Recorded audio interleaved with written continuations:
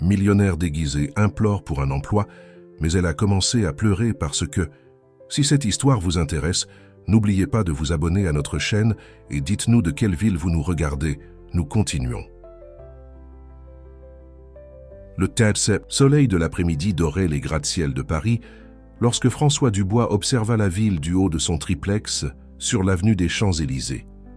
À 38 ans, il possédait l'une des plus grandes entreprises de construction du pays, avec des projets qui s'étendaient de Dunkerque à Marseille. Ses yeux bruns, toujours à l'affût de nouvelles opportunités, semblaient maintenant vides, tandis qu'il contemplait l'horizon pollué de la métropole. Monsieur Dubois, la réunion avec les investisseurs est prévue pour demain à 10 heures, dit Sophie, son assistante, interrompant ses pensées. Et n'oubliez pas le dîner de charité au manoir des Lefebvre ce soir. François soupira, ajustant sa montre en platine à son poignet. Annulez tout, Sophie.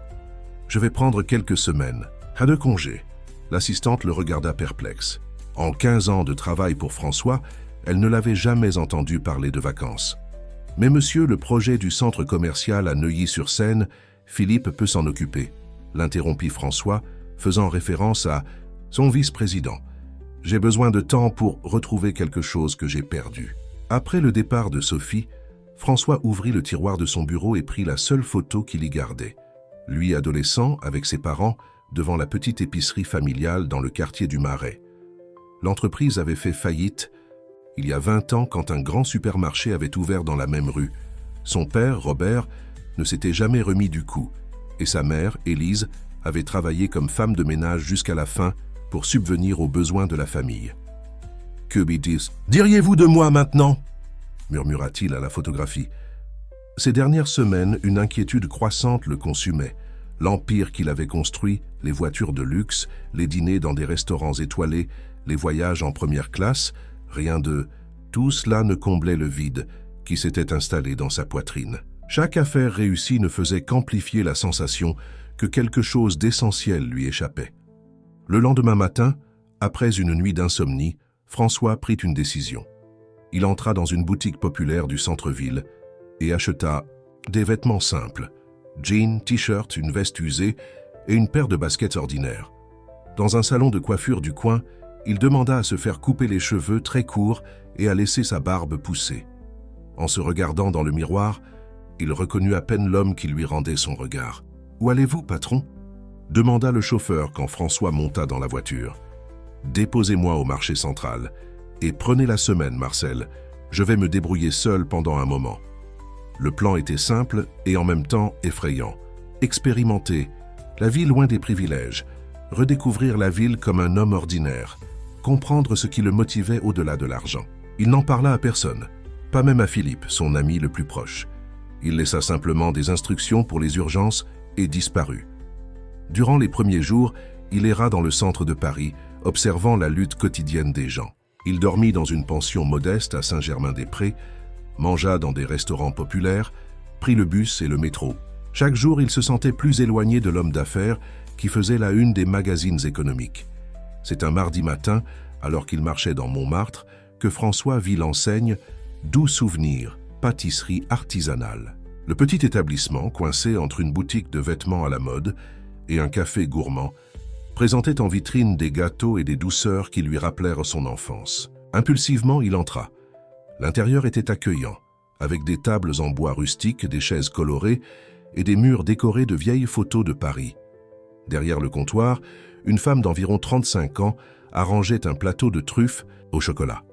Ses cheveux noirs et bouclés étaient attachés en un chignon sans prétention et son tablier fleuri contrastait avec l'expression préoccupée sur son visage.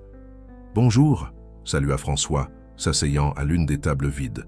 L'endroit était désert malgré l'odeur irrésistible qui emplissait l'atmosphère. « Bonjour », répondit la femme forçant un sourire. « Que désirez-vous ?»« Un café et ce gâteau de semoule que j'ai vu en vitrine. » Tandis que la femme préparait sa commande, François remarqua les détails du lieu. Les recettes semblaient familiales, de celles transmises de génération en génération. Cependant, l'espace avait besoin d'entretien. Une infiltration au plafond, quelques chaises, à la garniture usée, la peinture s'écaillant dans un des coins. « Voici, dit-elle, apportant la commande. J'espère que vous aimerez. » La recette était celle de ma grand-mère. En goûtant le gâteau, François ferma les yeux, transporté dans la cuisine de son enfance, où sa mère préparait le même dessert le dimanche. Quand il les ouvrit, il vit que la femme l'observait, pleine d'espoir. « C'est le meilleur gâteau de semoule que j'ai jamais mangé », dit-il sincèrement. Elle sourit, cette fois sans effort. « Merci. Je suis Marie-Laurent, la propriétaire. »« Thomas Martin », mentit François, utilisant le nom de son défunt grand-père. « Je viens d'arriver en ville, je cherche du travail. » Le mensonge sortit naturellement, comme si Thomas était une identité qui sommeillait en lui. Marie sembla hésiter. « Quel genre de travail cherchez-vous ?»« N'importe quoi d'honnête, » répondit-il, se rendant compte trop tard que ses mains douces et bien entretenues ne correspondaient pas à l'image qu'il essayait de projeter. « J'ai travaillé dans des restaurants avant, je sais m'occuper des clients. » À ce moment, le téléphone de la pâtisserie sonna. Marie répondit et son expression se transforma en pure angoisse. Après quelques mots tendus, elle raccrocha. « Un problème ?» demanda François, intrigué par le changement soudain. Marie respira profondément, comme si elle se demandait si elle devait faire confiance à un étranger. Finalement, elle dit « Mon seul employé vient de m'avertir qu'il a trouvé un autre emploi. Je ne peux pas le blâmer, nous avons retardé son salaire 2 fois, mais maintenant je suis seul et j'ai une grosse commande à livrer demain. » François vit le désespoir dans ses yeux et sentit quelque chose s'éveiller en lui, un désir authentique d'aider, déconnecté de tout intérêt personnel. « Je peux vous aider, » offrit-il, se surprenant lui-même. « Temporairement, jusqu'à ce que vous trouviez quelqu'un. »« Vous ne me connaissez même pas, » répondit Marie méfiante. « Considérez cela comme un test. Si vous n'aimez pas mon travail, vous n'avez pas à me payer. » La proposition était absurde. François Dubois, le magnate de la construction, s'offrant à travailler gratuitement dans une pâtisserie au bord de la faillite. Mais quelque chose, dans les yeux déterminés de Marie, l'attirait. Une force qu'il n'avait pas rencontrée depuis longtemps dans les cercles d'affaires qu'il fréquentait. Après quelques secondes d'hésitation, Marie tendit la main. « D'accord, Thomas. Voyons ce dont vous êtes capable. » Pendant qu'il se lavait les mains et enfilait un tablier qu'elle lui avait remis, François observa Marie servir une cliente âgée, expliquant patiemment les types de pâtisseries disponibles. Il y avait quelque chose de spécial dans cette petite pâtisserie. Une authenticité que ces entreprises de luxe n'avaient jamais eue.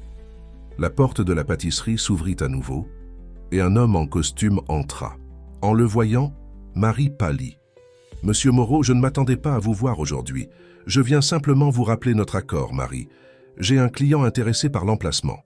Si d'ici la fin du mois vous ne régularisez pas vos paiements, je devrais accepter son offre. » L'homme sortit sans attendre de réponse, laissant derrière lui une Marie visiblement ébranlée. François, qui avait tout entendu, commençait à comprendre l'ampleur des problèmes auxquels elle était confrontée.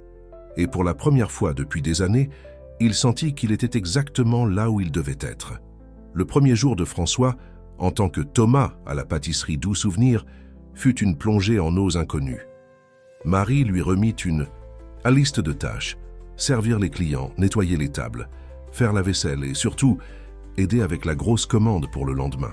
100 petites douceurs assorties et 2 gâteaux pour un anniversaire d'entreprise. « Savez-vous battre ?»« Une pâte à gâteau ?»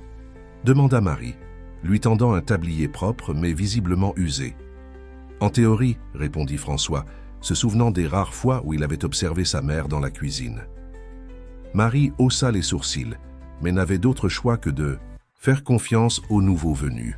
« Commençons par quelque chose de simple. Pouvez-vous séparer les ingrédients pour les truffes pendant que je termine ce gâteau ?»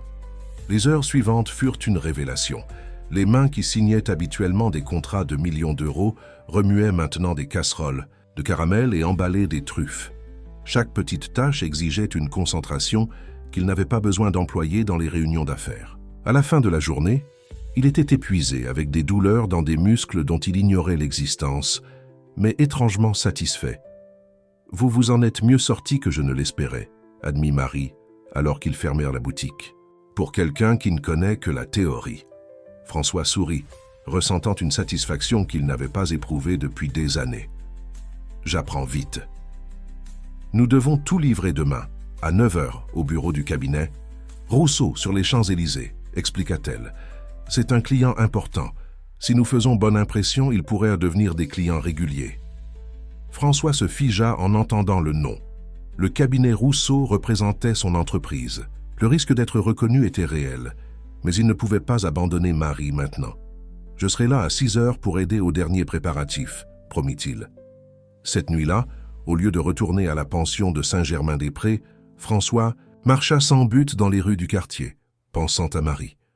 Qui était cette femme qui luttait avec tant de détermination pour sa petite entreprise?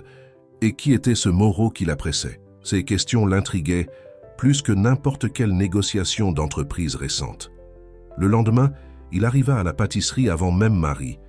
Quand elle apparut, elle semblait avoir peu dormi. « Tout va bien ?» demanda-t-il. « Juste, les préoccupations habituelles de quelqu'un qui a une entreprise au bord de la faillite, » répondit-elle avec un sourire fatigué. « Rien qu'un bon café ne puisse résoudre. » Ensemble, ils finalisèrent la commande. François fut surpris par l'habileté de Marie. Transformant des ingrédients simples en petites œuvres d'art, ses doigts travaillaient avec précision, et ses yeux brillaient quand elle expliquait l'origine de chaque recette. Cette truffe au café était la spécialité de ma grand-mère, et celle-ci, au praliné, je l'ai créée pour un client qui voulait quelque chose qui lui rappelle son enfance à la campagne. Pendant qu'ils emballèrent les douceurs, Marie lui en dit plus sur elle-même. Née et élevée à Paris, fille d'enseignant, elle avait étudié la gastronomie et travaillé dans des restaurants renommés avant d'ouvrir sa propre entreprise, 3 ans auparavant. « C'était mon rêve depuis l'enfance », expliqua-t-elle. « Ma grand-mère avait une pâtisserie au Marais dans les années 70. Cet endroit est un hommage à elle. Le Marais, le même quartier où les parents de François avaient eu leur épicerie. La coïncidence le fit sourire. « Et vous, Thomas, qu'est-ce qui vous amène à Paris ?» demanda Marie alors qu'il montait dans la petite camionnette blanche avec le logo décoloré de la pâtisserie sur le côté. « Je recommence », répondit-il, choisissant ses mots avec soin.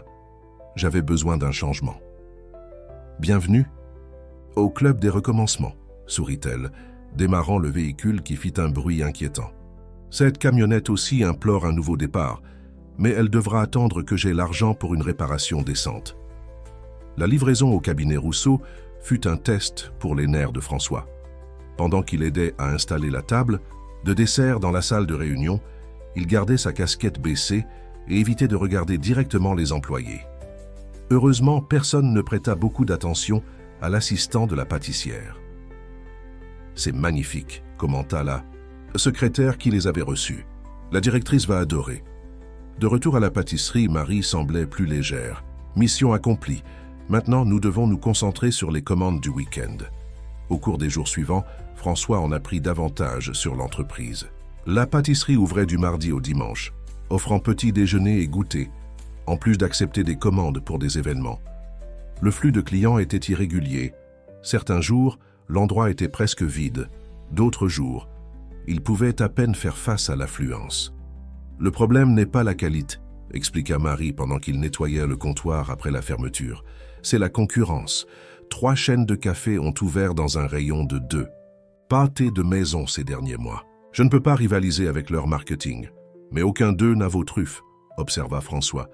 Ni votre histoire. » Marie sourit, mais ses yeux révélaient de l'inquiétude. « L'histoire ne paie pas les factures, Thomas. » Et en parlant de cela, elle ouvrit un tiroir et sortit une pile d'enveloppes.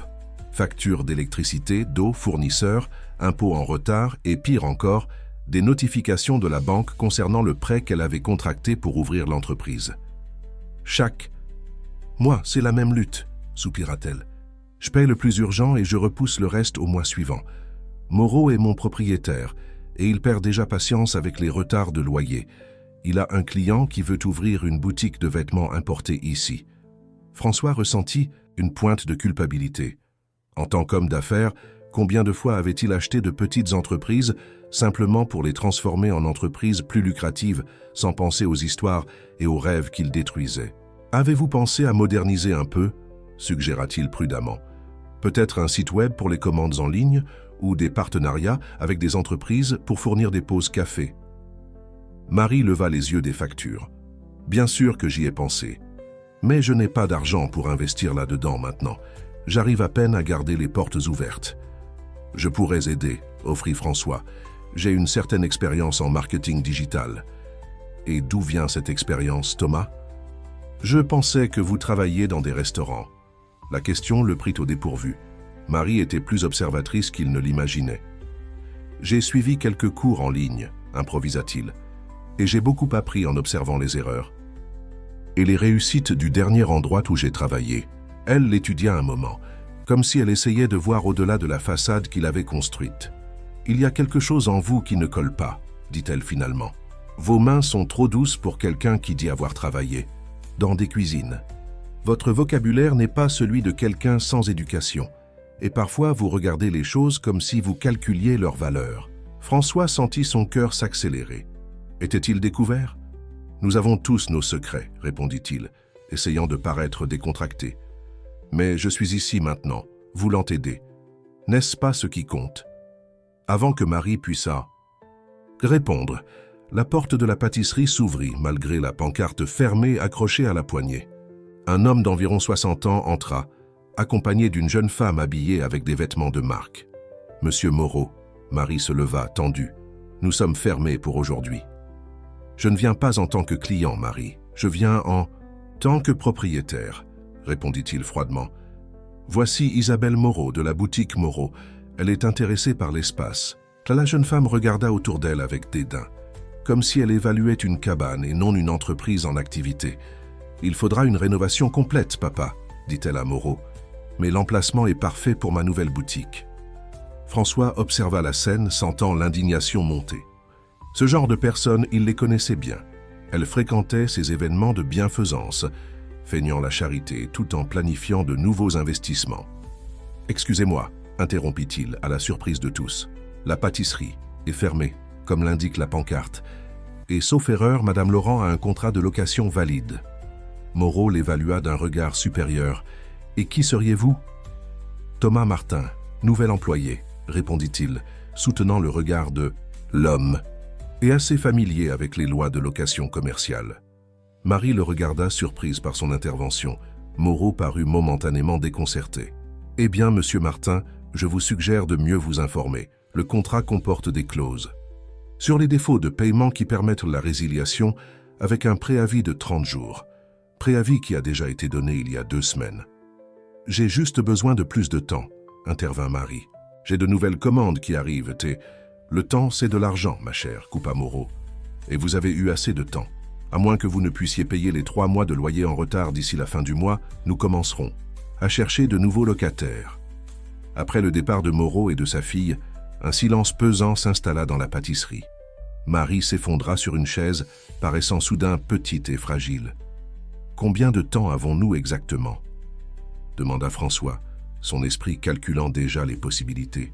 « 2 semaines, » répondit-elle, la voix étranglée.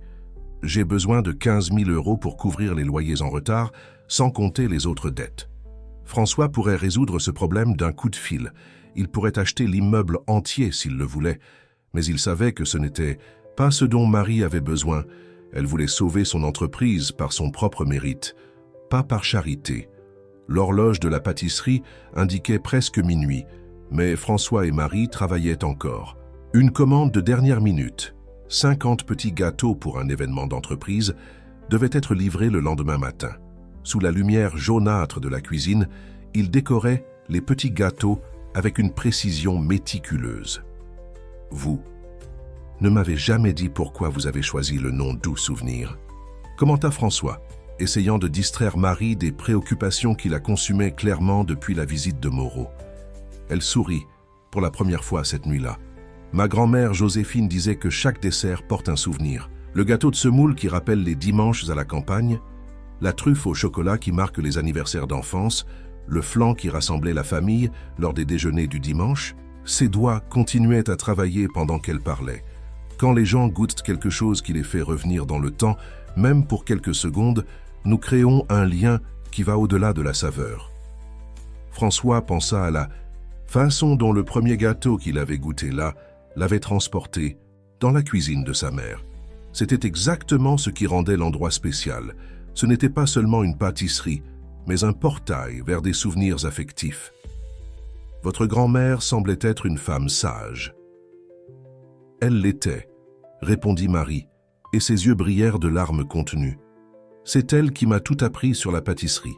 Quand j'ai décidé d'ouvrir cet endroit, j'ai utilisé les économies d'une vie et l'argent de l'assurance qu'elle m'avait laissé. J'ai tout investi ici. Si je perds la pâtisserie, elle ne put terminer sa phrase. François résista à l'impulsion de toucher sa main, sentant qu'il franchirait une frontière invisible entre eux. « Vous ne la perdrez pas », affirma-t-il avec une conviction qui les surprit tous deux. « Nous trouverons une solution. » Marie l'étudia. « Un moment. Pourquoi vous souciez-vous tant, Thomas? Vous me connaissez à peine. » La question le prit au dépourvu. Pourquoi s'en souciait-il? Peut-être parce que Marie représentait quelque chose qu'il avait perdu en construisant son empire, l'authenticité, la passion authentique pour un travail qui allait au-delà du profit. « Disons que je paie une vieille dette, » répondit-il, énigmatiquement. Ils terminèrent les petits gâteaux peu après 1 heure du matin. Alors que François se préparait à partir, Marie le surprit avec une invitation. « Voulez-vous un café? Je n'arriverai pas à dormir de toute façon. » Assis à la petite table au fond de la cuisine, avec des tasses fumantes entre les mains, la conversation dériva vers des territoires plus personnels. Marie parla de son ex-mari, Paul, qui l'avait abandonnée quand elle avait décidé d'ouvrir la pâtisserie. Il disait que c'était fou de risquer nos économies dans une entreprise condamnée à l'échec. Peut-être avait-il raison, admit-elle. Avec amertume. Ou peut-être n'avait-il pas assez de courage pour soutenir un rêve, rétorqua François. Elle sourit, reconnaissante. « Et vous, Thomas, vous avez de la famille ?»« Mes parents sont décédés, » répondit-il, disant la vérité pour la première fois depuis qu'il s'était présenté. « Et je ne me suis jamais marié. J'ai toujours mis le travail en premier. »« Et ce travail vous rendait heureux ?» La question flotta dans l'air pendant quelques secondes. « Il me faisait me sentir puissant, » répondit-il finalement. « Mais je ne sais pas si c'est la même chose que le bonheur. » Le silence qui suivit avait une qualité différente, plus intime, plus révélateur. Marie l'observait comme si elle essayait de déchiffrer une énigme. « Savez-vous ce qui m'intrigue chez vous ?» dit-elle. « C'est comme si vous jouiez un rôle. Parfois, vous laissez échapper des mots qui ne correspondent pas à l'histoire que vous avez racontée sur vous-même. D'autres fois, vous prenez votre téléphone et je vous vois hésiter, comme si vous étiez sur le point de faire quelque chose d'habituel, mais vous vous retenez. » François sentit son cœur s'accélérer. Tout le monde a ses contradictions. Oui, mais les vôtres semblent délibérées. Elle prit une gorgée de café. L'autre jour, quand vous avez suggéré des idées pour le marketing digital, vous parliez comme un consultant en affaires, pas comme un cuisinier. Et quand Moreau est apparu, vous l'avez affronté comme quelqu'un qui a l'habitude de confronter des personnes puissantes. Le silence s'étendit pendant quelques secondes. François savait qu'il était à un point critique. Il pouvait continuer avec la façade ou risquer quelque chose de plus proche de la vérité. « Disons que ma vie antérieure était très différente, » concéda-t-il finalement, « et que j'essaie de redécouvrir qui je suis, loin des attentes que j'ai créées pour moi-même. » Marie hocha lentement la tête. « Nous avons tous droit à nos secrets, Thomas, ou quel que soit votre vrai nom. » La confession flotta entre eux, pas totalement articulée, mais reconnue. Au grand soulagement de François, elle n'insista pas sur le sujet. Dans les jours qui suivirent, ils plongèrent dans un effort conjoint pour augmenter les ventes de la pâtisserie. François suggéra des promotions spéciales pour l'heure du déjeuner et créa des profils de doux souvenirs sur les réseaux sociaux. Marie, initialement résistante au changement, fut surprise par les résultats positifs. « Nous avons vendu 2 fois plus de petits déjeuners aujourd'hui », célébra-t-elle un jeudi particulièrement animé. « Et nous avons 3 nouvelles commandes pour le week-end. » Son enthousiasme était contagieux. François se surprit à sourire davantage, à mieux dormir et, étonnamment, à ne pas regretter le luxe auquel il était habitué. Il y avait quelque chose de libérateur à être simplement Thomas, l'assistant pâtissier, sans le poids des responsabilités que François Dubois portait. Un dimanche après-midi, après la fermeture, Marie proposa une promenade dans le quartier. « J'ai besoin d'étirer mes jambes après des heures debout, » expliqua-t-elle, verrouillant la porte de la pâtisserie. « Et je veux vous montrer quelque chose. » Ils marchèrent dans les rues arborées de Montmartre, avec ses maisons colorées et ses graffitis célèbres. Le quartier bohème bouillonnait de vie. Artistes de rue, bars avec des tables sur les trottoirs, galeries d'art aux portes ouvertes. Marie le guida jusqu'au sommet d'un escalier connu sous le nom de passage des artistes, d'où l'on pouvait voir le coucher de soleil teinter le ciel de Paris. « Je viens ici quand j'ai besoin de réfléchir », confia-t-elle. « Ça aide à mettre les problèmes en perspective. » Assis sur l'une des marches, observant la ville qui s'étendait devant eux, François ressentit une paix qu'il n'avait pas connue depuis longtemps. À côté de cette femme déterminée, l'empire qu'il avait construit semblait lointain et, d'une certaine façon, vide. « Comment étaient vos parents ?» demanda Marie soudainement. La question le fit sourire. « Ma mère était têtue et déterminée comme vous. Mon père était plus rêveur. Il croyait que tout finirait par s'arranger. » Et ça s'est arrangé. François pensa aux dernières années de ses parents. La lutte contre les dettes, le travail épuisant, la dignité qu'ils avaient maintenue malgré les revers. « D'une certaine façon, » répondit-il, « ils n'ont jamais récupéré ce qu'ils avaient perdu matériellement, mais ils n'ont jamais perdu leur intégrité. Et vous? Qu'avez-vous perdu ?» La question le frappa comme un coup de poing. Qu'avait-il perdu? Peut-être la capacité d'apprécier les choses simples, de se connecter véritablement avec les gens sans calculer les avantages, de ressentir la satisfaction d'un travail fait de ses propres mains. Peut-être la capacité de voir ce qui compte vraiment, admit-il. Le regard qu'ils échangèrent avait une nouvelle qualité, une compréhension mutuelle qui allait au-delà des mots. Pendant un instant, François pensa qu'elle allait toucher son visage, mais Marie se contenta de sourire et se leva. « Mieux vaut rentrer. Demain, nous avons beaucoup de travail. » Le lendemain matin, François arriva à la pâtisserie et trouva Marie dans une conversation tendue au téléphone. Quand elle raccrocha, son visage était pâle. « Que se passe-t-il » demanda-t-il inquiet.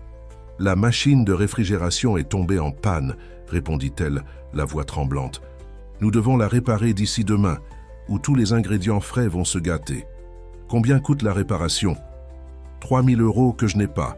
J'ai déjà appelé 5 techniciens différents et aucun n'accepte de fractionner le paiement. » François réfléchit rapidement. C'était le moment parfait pour utiliser ses ressources sans éveiller les soupçons. « J'ai cet argent, dit-il. Je peux vous le prêter. » Marie le regarda, méfiante. « Comment ça, vous avez cet argent ? Je pensais que vous recommenciez. » « Sans emploi fixe avant ici. J'ai quelques économies, improvisa-t-il. Pour les urgences. Thomas, vous apparaissez de nulle part, travaillez pratiquement gratuitement. Et maintenant, vous offrez 3 000 € comme si c'était de la petite monnaie ? Qui êtes-vous vraiment ? La tension était palpable. François savait qu'il était temps de révéler au moins une partie de la vérité. Quelqu'un qui avait une vie très différente avant et qui essaie de découvrir ce qui compte vraiment, répondit-il. Je peux vous garantir que l'argent a été gagné honnêtement. Et je veux aider parce que je tiens à cet endroit. Et à vous. La dernière partie lui échappa avant qu'il ne puisse la retenir. Marie l'étudia longuement, comme si elle cherchait des signes de mensonge sur son visage. « D'accord, » dit-elle finalement. « J'accepte le prêt, mais je vais signer un contrat et rembourser chaque centime. » Le technicien vint cet après-midi-là et la machine de réfrigération recommença à fonctionner. Tandis que Marie organisait les ingrédients sauvés, François reçut un appel qu'il ne pouvait ignorer. C'était Philippe, son vice-président. « Où diable es-tu, François ?» La voix exaspérée résonna de l'autre côté de la ligne. « Ça fait 2 semaines qu'on essaie de te localiser. La fusion avec le groupe Lefebvre est sur le point de s'effondrer et les investisseurs sont en panique. Je prends du temps pour moi, Philippe. Tu as l'autonomie pour mener les négociations. Ce n'est pas si simple et tu le sais. Ils veulent te parler personnellement. Nous avons fixé une réunion pour demain à 10 h. Tu dois être là. » François hésita, regardant Marie, qui rangeait les pâtisseries dans la vitrine, ignorant la conversation. « J'y serai, » répondit-il finalement, se raccrochant. La décision le tourmenta le reste de la journée. Comment expliquerait-il son absence à Marie ? Comment justifierait-il son retour temporaire à la vie de François Dubois sans révéler complètement son identité ? À la fin de la journée, il opta pour une demi-vérité. « Marie, je dois résoudre une affaire importante demain matin. Un ami a des problèmes et a demandé mon aide. » Elle l'observa attentivement, percevant probablement qu'il y avait plus dans cette histoire. « D'accord, » répondit-elle simplement. « J'espère que vous pourrez aider votre ami. » Cette nuit-là, Dans sa chambre de pension, François déterrant le costume qu'il avait gardé au fond de sa valise. En l'enfilant, il se sentit comme s'il mettait une armure, la protection qui le séparait du monde réel, mais aussi la prison qui le maintenait isolé des connexions authentiques. Se regardant dans le miroir, il reconnut à peine l'homme, à la barbe naissante et au regard serein qu'il était devenu ces dernières semaines. François Dubois, le magnate, semblait maintenant un étranger. La réunion avec le groupe Lefebvre serait brève, se promit-il. Il résoudrait l'impasse, donnerait des instructions à Philippe et reviendrait à doux souvenirs avant l'heure de pointe du déjeuner. Personne, à part son vice-président, ne saurait où le trouver après. Ce que François ne savait pas, c'est que le lendemain matin, le destin préparait un retournement qui mettrait son déguisement et ses sentiments à l'épreuve, comme jamais auparavant.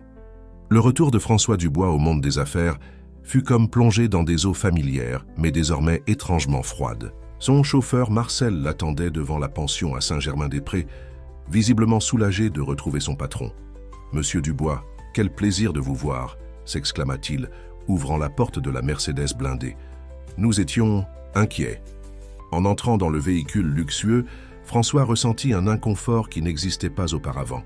Le cuir souple des sièges, la climatisation parfaitement réglée, le silence presque absolu de l'intérieur, tout semblait excessif après des semaines dans la simplicité de la pâtisserie. « À l'entreprise, Marcel », ordonna-t-il, ajustant sa cravate italienne qui semblait maintenant l'étouffer. Le bâtiment de Dubois Construction occupait 20 étages au cœur financier de Paris. À la réception, des employés surpris le saluèrent avec des sourires nerveux. Dans l'ascenseur exclusif, son assistante Sophie l'attendait, tenant un dossier de documents. « Les représentants du groupe Lefebvre sont déjà dans la salle de réunion », informa-t-elle rapidement. « Philippe a réussi à reporter les décisions les plus importantes, mais ils sont impatients. Nous avons aussi la question du projet à Neuilly-sur-Seine et 3 appels du maire qui doivent être retournés. » François acquiesça mécaniquement, alors que son esprit vagabondait vers la pâtisserie. Marie serait en train d'ouvrir les portes maintenant, préparant les premiers cafés de la journée, se demandant peut-être quand il reviendrait.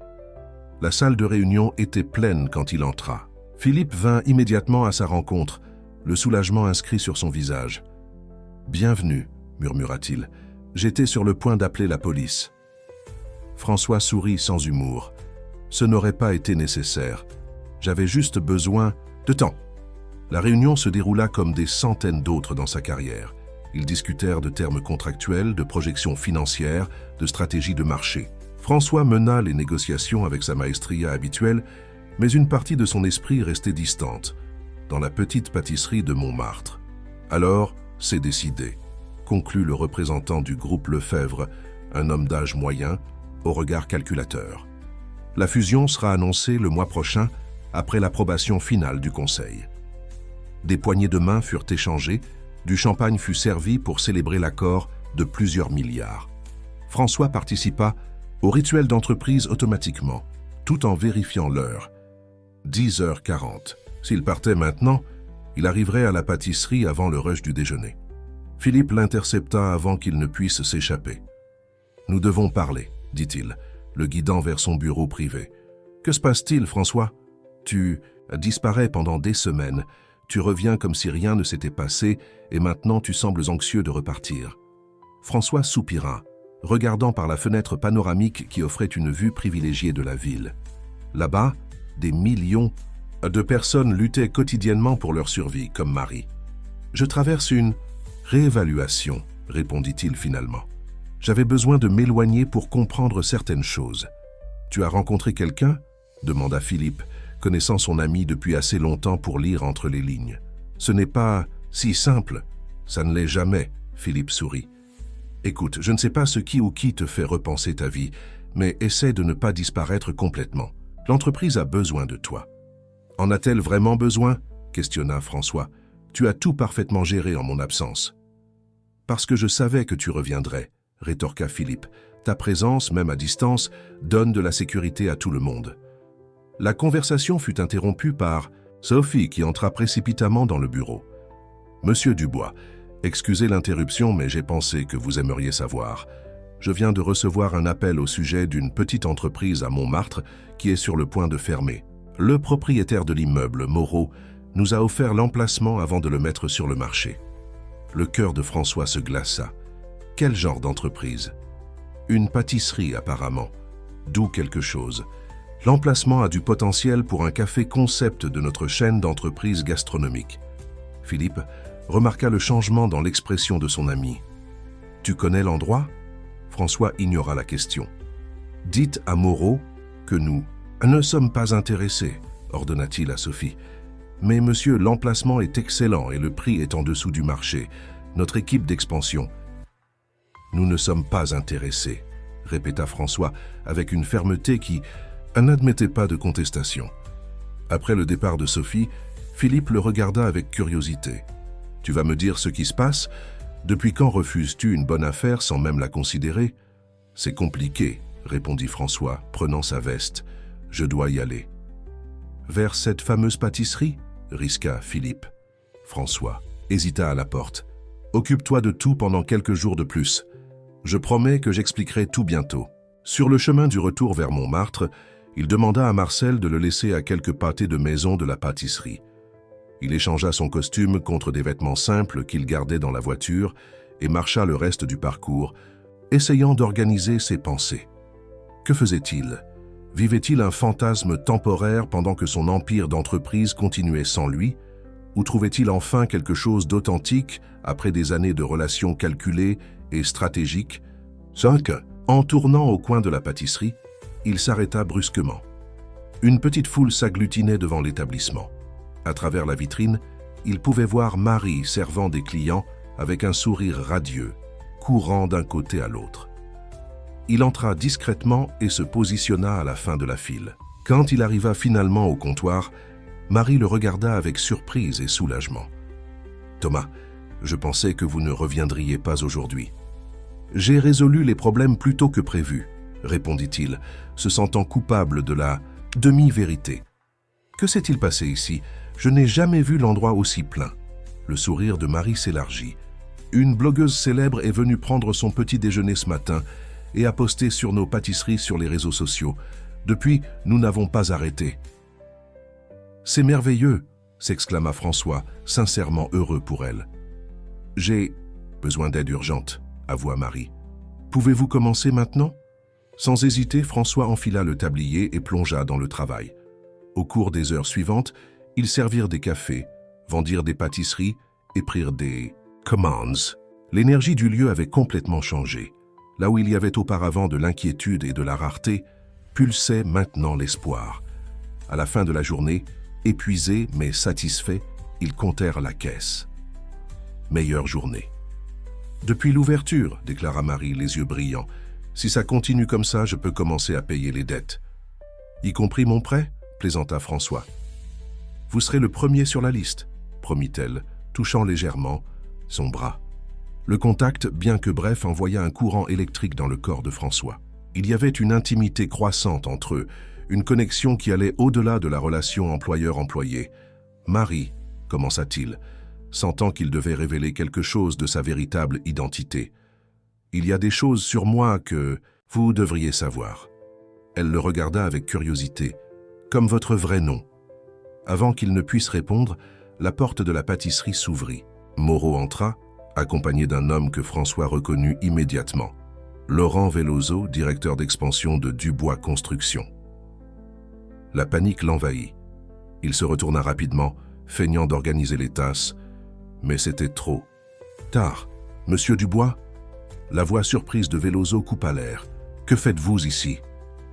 Un silence sépulcral s'abattit sur la pâtisserie. François ferma les yeux un instant, sachant que son déguisement avait été complètement détruit. Lentement, il se retourna pour faire face à la situation. Marie l'observait avec une expression qui mêlait choc et trahison. Moreau semblait confus, regardant alternativement François et Veloso. « Vous êtes François Dubois ?» demanda Marie. Sa voix presque un murmure.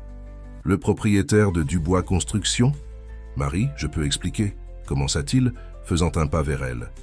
Elle recula, comme si son contact pouvait la brûler. « Expliquez quoi ? Que vous avez menti sur tout. Que vous avez prétendu être un travailleur ordinaire, alors qu'en réalité, vous êtes l'un des hommes les plus riches du pays ? Ce n'était pas exactement comme ça, « Monsieur Dubois, interrompit Veloso, clairement mal à l'aise avec la situation. Je ne savais pas que vous aviez un intérêt personnel dans cet établissement. L'assistante a mentionné que nous avions refusé l'offre de Monsieur Moreau, mais n'a pas expliqué pourquoi. Moreau, se remettant de la surprise initiale, y vit une opportunité. « Monsieur Dubois, quel plaisir de vous rencontrer personnellement. Si j'avais su de votre intérêt pour ce local, nous aurions négocié directement. » « Je ne suis pas intéressé par le local comme investissement, » clarifia François fermement. « Je suis intéressé par le succès de cette entreprise, telle qu'elle est actuellement. » Marie laissa échapper un rire amer. Bien sûr, le milliardaire qui s'ennuie joue à être une personne ordinaire. C'était ça? Une expérience sociale? Pour votre divertissement? Non, protesta François. C'était beaucoup plus que ça. Monsieur Veloso, je crois que notre réunion doit être reportée, dit Moreau, percevant la tension. Laissons-les résoudre leur affaire. Après le départ des deux hommes, le silence revint, encore plus lourd. Marie croisa les bras, son visage un masque de douleur et de colère. Pourquoi, François? Quel était l'objectif de tout cela? Entendre son vrai nom sur ses lèvres lui causa une étrange sensation. Au début, il n'y avait pas d'objectif clair, admit-il. J'étais perdu. Je voulais comprendre ce qui manquait dans ma vie. Puis j'ai trouvé cet endroit, je vous ai trouvé, et tout a changé. Changé comment? Je suis devenu un projet de charité. Aidons la pauvre pâtissière à sauver sa petite entreprise. Ce n'était jamais comme ça, protesta-t-il, ressentant chaque mot d'elle comme un coup de poignard. Ce qui s'est passé ici, entre nous, était réel. Mon nom et mon occupation étaient faux, mais tout le reste, chaque conversation, chaque moment partagé, était authentique. Marie secoua la tête, des larmes de colère brillant dans ses yeux. « Comment puis-je croire quoi que ce soit que vous dites maintenant? Vous auriez pu me dire la vérité à n'importe quel moment, mais vous avez choisi de continuer à mentir, jour après jour. J'allais vous le dire aujourd'hui, dit-il, sachant que cela sonnait comme une excuse faible. Après la réunion de... Ce matin, j'ai réalisé que je ne pouvais plus vivre dans cette dualité. Réunion? Elle rit sans humour. Pendant que je me tuais à maintenir cet endroit en vie, pensant que vous étiez juste un type sympa essayant de recommencer, vous étiez dans des réunions d'entreprise, négociant des millions. Marie, s'il vous plaît, écoutez-moi. L'argent, l'entreprise, rien de tout cela n'importe comme avant. Ce que j'ai trouvé ici, sortez, l'interrompit-elle, sa voix tremblant d'émotion contenue. Prenez vos affaires et sortez de ma pâtisserie. Nous ne pouvons pas en parler. Je veux vraiment aider, pas comme François Dubois, l'homme d'affaires, mais comme la personne que vous avez connue ces dernières semaines. La personne que j'ai connue n'existe pas, s'exclama Marie, laissant enfin couler les larmes. C'était une invention, un mensonge élaboré. Et moi, comme une idiote, j'ai cru chaque mot. François sentit son cœur se briser. Il avait profondément blessé la seule personne qui l'avait fait se sentir vraiment vivant depuis des années. « L'argent que je vous ai prêté, dit-il doucement, considérez-le comme un cadeau, sans engagement, sans condition. Je ne veux rien de vous, répondit-elle, essuyant les larmes avec force. Je préfère perdre la pâtisserie plutôt que de devoir quelque chose à quelqu'un qui m'a trompé de cette façon. Comprenant que tout argument ne ferait qu'empirer la situation, François retira son tablier et le plia soigneusement sur le comptoir. Il regarda une dernière fois l'endroit qui était devenu plus un foyer en quelques semaines que sa mention ne l'avait jamais été. « Je suis désolé, dit-il simplement, pour tout. » En sortant dans la nuit froide de Paris, François Dubois se sentit plus seul que jamais. Le téléphone dans sa poche vibra avec insistance. Probablement Philippe ou Sophie avec plus de crises d'entreprise à résoudre. Il ignora les appels et marcha sans but dans les rues de Montmartre, ses pensées aussi confuses que les sentiments qui le consumaient. À un moment donné, il devrait retourner à sa vraie vie, au monde des affaires, des contrats et des responsabilités. Mais comment le faire maintenant, sachant ce qu'il avait découvert sur lui-même? Comment retourner à un monde qui semblait soudainement vide de sens, plus important encore? Comment pourrait-il réparer les dommages causés à Marie? Comment regagner la confiance de quelqu'un qui avait vu dans le mensonge non seulement une trahison personnelle, mais la confirmation que des gens comme lui manipuleraient toujours des gens comme elle? L'horizon de la ville, les lumières des gratte-ciel brillaient comme toujours. Mais pour François, quelque chose de fondamental avait changé, et il savait, avec une clarté douloureuse, qu'il ne pourrait pas simplement redevenir celui qu'il était avant. 3 jours s'écoulèrent depuis la révélation qui avait détruit la confiance entre François et Marie. L'homme d'affaires retourna dans son appartement sur les Champs-Élysées, mais le luxe qui lui semblait auparavant naturel l'étouffait maintenant. Les réunions d'entreprise, les déjeuners d'affaires, les rapports financiers, tout semblait dépourvu de but. « Tu ressembles à un fantôme », commenta Philippe lors d'une réunion du conseil d'administration. « Tu touches à peine à la nourriture. Tu ne parles presque pas dans les réunions. Que s'est-il passé dans cette pâtisserie ?» François fixa la fenêtre, observant la ville qui s'étendait à ses pieds. « J'ai rencontré quelqu'un de réel », répondit-il simplement. « Quelqu'un qui lutte tous les jours non pas pour accumuler davantage, mais pour maintenir un rêve vivant. Et j'imagine que cette personne n'a pas été très heureuse de découvrir qui tu es vraiment, déduisit Philippe. Elle m'a expulsé de la pâtisserie, confirma François, un sourire triste aux lèvres. Je ne la blâme pas. J'ai menti sur tout. Pas sur tout, apparemment, observa Philippe. Vu ton état, ce que tu ressentais pour elle était véritable. La constatation frappa François comme un coup de poing. C'était ça. Au milieu de tous les mensonges, ses sentiments pour Marie étaient devenus la seule vérité incontestable de sa vie. « Je dois arranger ça », décida-t-il soudainement, se levant de la table de réunion. « Annule mes engagements pour le reste de la semaine. »« Encore ?» protesta Philippe. « François, l'entreprise a survécu sans moi pendant des semaines. Elle survivra quelques jours de plus. » Pendant ce temps, à Montmartre, Marie affrontait sa propre crise. La vague de clients amenée par la publication de la blogueuse avait diminué, et la réalité des dettes pesait à nouveau sur ses épaules. Pire encore était l'absence de Thomas, non François, qui en si peu de temps était devenu une présence essentielle dans la pâtisserie et dans sa vie. « Plus de café, Sylvie ?» offrit-elle à la cliente régulière qui occupait l'une. « Que des tables ?»« Oui, s'il vous plaît. Où est votre charmant assistant ? Thomas, n'est-ce pas ?»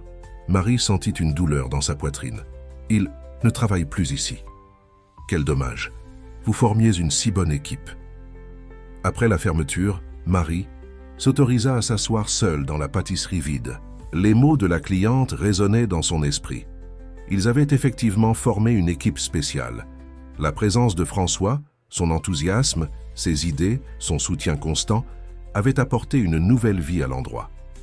Bien que le mensonge les blessait, elle ne pouvait nier que quelque chose de véritable avait fleuri entre eux. Son téléphone sonna, interrompant ses pensées. C'était Moreau. « Mademoiselle Laurent, j'espère que vous allez bien. » La voix faussement cordiale résonna de l'autre côté de la ligne. « Juste pour vous rappeler que notre délai expire dans 3 jours. Soit le paiement des loyers en retard, soit la résiliation du contrat. »« Je rassemble l'argent, monsieur Moreau, » répondit-elle, essayant de paraître confiante. « Nous avons eu une très bonne semaine. Je suis heureux de l'entendre. Mais je dois vous informer que j'ai reçu une autre proposition intéressante pour l'emplacement. Une chaîne de magasins de vêtements importés. Ils offrent de payer 6 mois d'avance. » Marie sentit son estomac se nouer. « Notre contrat me donne le droit de... » « Votre contrat comporte des clauses sur les défauts de paiement, comme vous le savez bien, » coupa Moreau. « 3 jours, mademoiselle Laurent, ni plus, ni moins. » Après avoir raccroché, Marie ouvrit la caisse et compta les recettes de la semaine. Malgré les jours meilleurs, il manquait encore plus de la moitié de la somme nécessaire. Le prêt que François avait offert résoudrait immédiatement le problème, mais sa fierté blessée l'empêchait d'accepter quoi que ce soit de lui. Le lendemain matin, François gara sa voiture à quelques pâtés de maison de la pâtisserie. Il n'était plus déguisé. Il portait un costume bien taillé et conduisait son propre véhicule. La décision de se présenter tel qu'il était vraiment avait été consciente. S'il voulait regagner la confiance de Marie, il devrait commencer par une honnêteté totale. En s'approchant de doux souvenirs, il vit quelque chose qui fit accélérer son cœur. Une pancarte fermée, à une heure où normalement l'établissement fonctionnerait à plein régime. Inquiet, il regarda par la vitrine et vit Marie assise seule, la tête entre les mains, clairement perturbée. Il frappa légèrement à la vitre. Quand elle leva les yeux et le vit, son expression passa de la surprise à la résignation. Après un moment d'hésitation, elle se leva et déverrouilla la porte. « Que voulez-vous, François ?» demanda-t-elle, la voix fatiguée. « Parlez » répondit-il simplement. Juste parler. Marie lui céda le passage, fermant la porte derrière lui. Joli costume, commenta-t-elle avec ironie, plus en accord avec le vrai vous. François accepta la pique sans protester. Pourquoi la pâtisserie est-elle fermée? Elle haussa les épaules, se rasseyant. Problème technique. La machine à café a définitivement lâché. Je peux aider à... Je n'ai pas besoin de votre charité, coupa-t-elle. Je l'ai déjà précisé. François respira profondément, choisissant soigneusement ses prochains mots. Je ne suis pas venu offrir de l'argent ou des solutions rapides. Je suis venu m'excuser, Marie.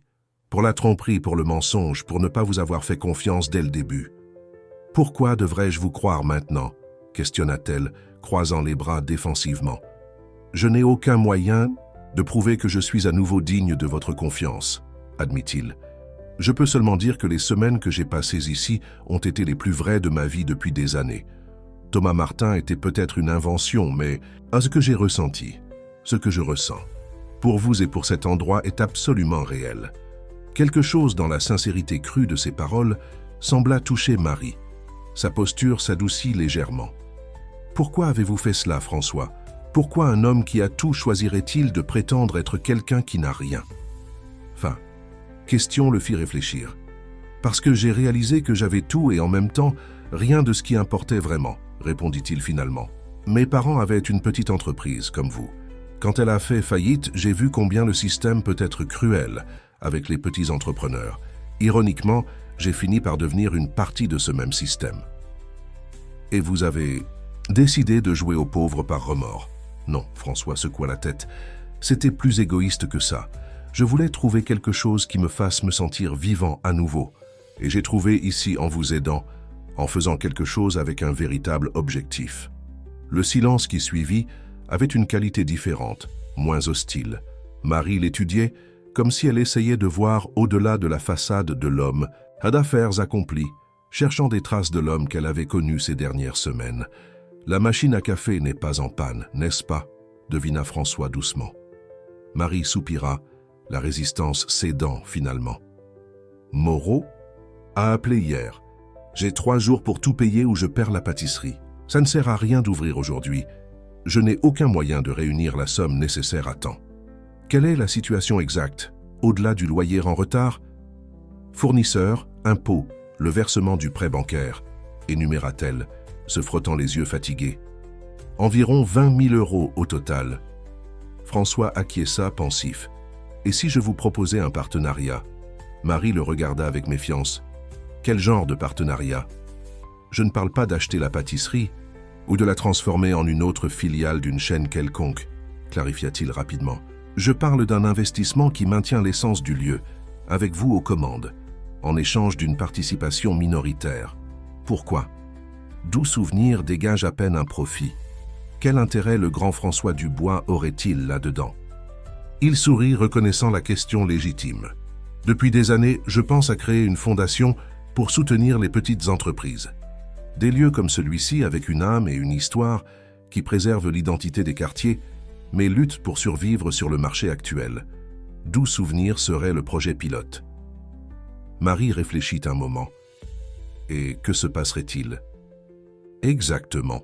Je couvrirais les dettes immédiates et nous ferions un petit investissement dans des améliorations, nouvel équipement, peut-être une légère rénovation. Vous gardez le contrôle total sur le menu, la gestion quotidienne, l'essence du lieu. Je contribue avec un soutien administratif, marketing, contact. Et en échange, vous prenez combien? 50%? 20%, corrigea-t-il, et un accès illimité à vos truffes au café pour le reste de ma vie. La plaisanterie arracha un sourire réticent à Marie. Pourquoi devrais-je vous faire confiance après ce qui s'est passé? Parce que, malgré le mensonge sur mon identité, vous avez connu des parties de moi que personne d'autre ne connaît, répondit François, la sincérité évidente dans chaque mot. L'homme qui faisait la vaisselle, décorait des petits gâteaux et se souciait de chaque détail de la pâtisserie, n'était pas une complète invention. C'était une partie de moi qui était enterrée sous des années d'ambition d'entreprise. Le silence qui suivit fut interrompu par la sonnerie du téléphone. Marie répondit, son visage devenant progressivement plus pâle. « C'était de la mairie, dit-elle après avoir raccroché. L'inspection sanitaire a été avancée à demain. Est-ce normal? Pas quand le propriétaire de l'immeuble est ami avec l'inspecteur, répondit-elle amèrement. Moreau a dû demander de faire pression. S'ils trouvent la moindre irrégularité, ils peuvent interdire le lieu. François reconnaissait la tactique. Pression administrative pour forcer les petites entreprises à abandonner. C'était une méthode courante parmi les spéculateurs immobiliers. Marie, je ne vais pas vous presser d'accepter ma proposition, mais permettez-moi d'aider, au moins avec l'inspection. Je connais des personnes qui peuvent te garantir qu'elle soit juste, sans favoritisme ni persécution. Elle l'étudia longuement. Pourquoi vous souciez-vous tant?